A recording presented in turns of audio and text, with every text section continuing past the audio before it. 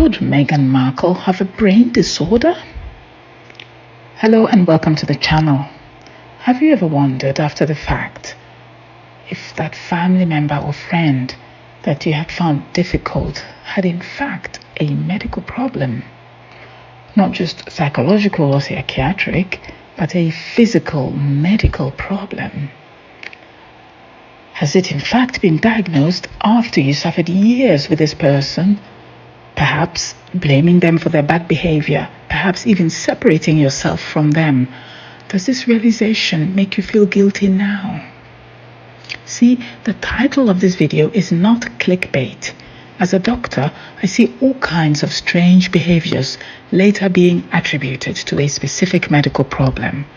Sometimes we are quite switched on and realize as the scene unfolds before our eyes that we are actually dealing with a medical emergency.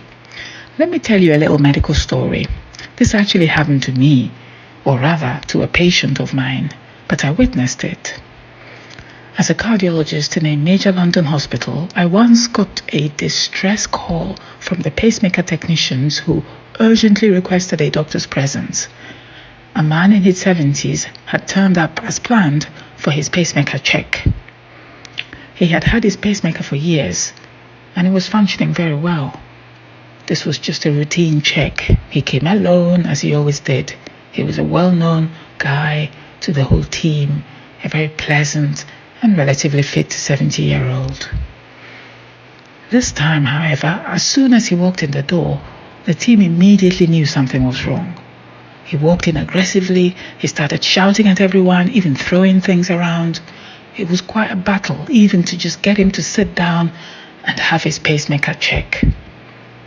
This was when they called me. As I approached the man, there was a flicker of recognition for like 1 second before he launched into a tirade of abuse, calling me unrepeatable names. I was, of course, surprised, but I had no time to ponder his sudden lack of social skills. Now, I happened to know he was diabetic. On insulin, no less. There was only one thing to do before throwing in the towel and calling the police. We had to quickly subdue him, take a drop of blood from his finger for a quick sugar check, and hey presto, we had a diagnosis. His sugar level was 2.2. Now, that's in millimoles per liter. For those of you who think in milligrams per deciliter, that's a value of around 40. Yes, extremely low. He was aggressive and hyperactive due to a severe hypoglycemia.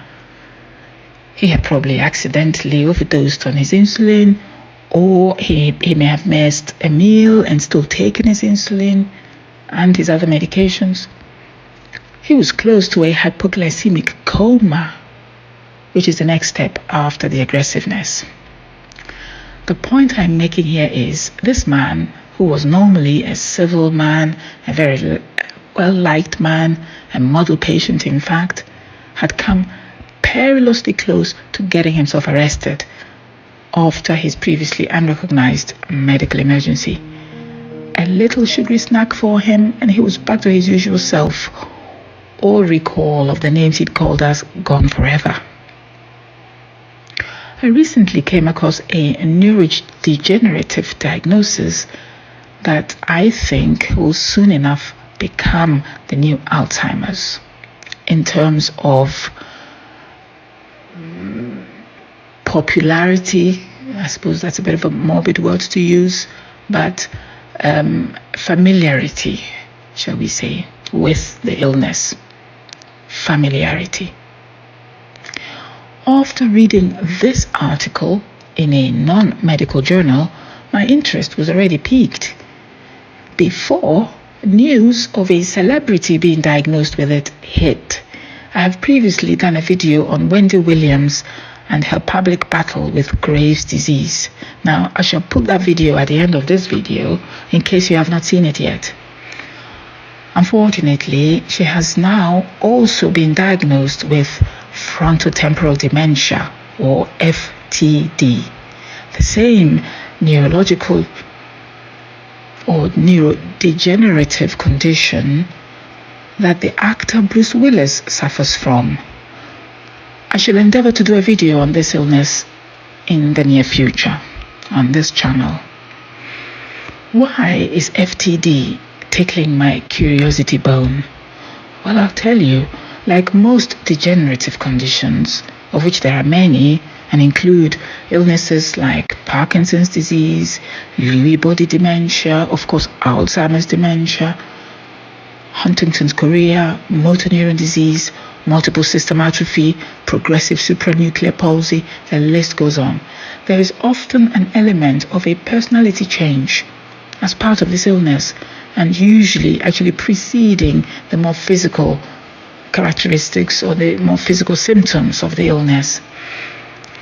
You certainly get that with Alzheimer's, which I believe is the most familiar of these neurodegenerative conditions. The personality change is quite astounding in Alzheimer's, and these precede, in fact, for years, the memory loss even. What's intriguing to me about FTD is that it is one of very rare causes of the so-called narcissistic personality disorders. Usually, personality disorders are just that, personality disorders. It is vanishingly rare to find a physical cause for this. So for me, this illness is quite interesting, even though I'm not a neurologist. I would be certainly looking out for any new research being done on this particular illness. My first foray into FTD started with the article that I mentioned earlier on in this video. And this article was in a lay journal, not even in a medical journal or a neurological journal. A young man afflicted with this horrible condition after his wife suffered years of his change of personality, including no doubt some narcissism as well. Now, speaking of narcissism, Meghan Markle has been called a narcissistic personality sufferer, shall we put it that way, more than once in the world press. I have my own reservations on that diagnosis, as you can deduce in my own video a while back that I did on her. A psychiatric cause for her personality, her unique personality, shall we say, her unusual behavior, is not a far stretch of the imagination at all. Even less of a stretch would be a physical cause, what we call a somatic cause, for her particular personality type, behavioral issues, to be diplomatic. As we have seen in the example I give earlier in this video, a hormone cause or an endocrine cause of a personality change is usually quick, acute, and may lead to death quite rapidly if that cause is not quickly identified and treated. This applies to other endocrine emergencies like hyperthyroidism, for example, which Wendy Williams has symptoms of, and Addison's disease, which is an underactive steroid production issue. Unlike the endocrine pathologies, neurologic or neurodegenerative diseases are slow growing. They creep up on you for years. They are mostly retrospective diagnoses, unless you are particularly switched on and go looking for them early on in the disease process. Take a look at these case reports. The patients involved will have been suffering for years, perhaps earning a reputation as being selfish, difficult, and insufferable. Sound familiar?